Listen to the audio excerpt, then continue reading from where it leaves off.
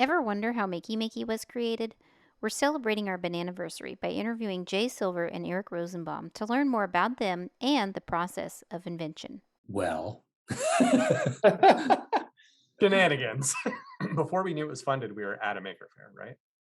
And um, maker fair has huge energy. I'd been to a maker fair before, so it didn't surprise me that there was huge energy there. We were just showing Makey Makey, and I'm like, maker fair is great, such great energy, and that wasn't not true. But people were just flipping out about Makey Makey too. But I couldn't tell which if it was because Makey Makey was that interesting or because Maker Fair. I mean, you could show somebody like a spring at Maker Fair and be like, look, it bounces when you throw it. And people are like, that's awesome. So like at that moment, I didn't know anything changed at all. I remember Sammy from Crispy Electronics was like, how much to invest in your company? Like on like day 2 or something. And I was like, we're not taking investment. Like we don't even have a company. What are you talking about?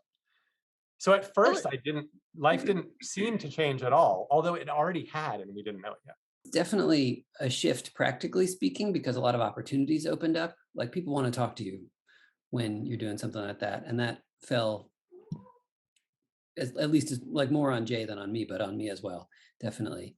And so there were just like, you know, talks and trips and workshops and interviews and all that kind of stuff, which was exciting. And then the inward part of it for me actually was an even bigger change, which was just that kind of feeling like, oh wow, I'm part of this thing that's, spreading rapidly around the world and people are very excited about it. And so I saw myself a little bit differently after that.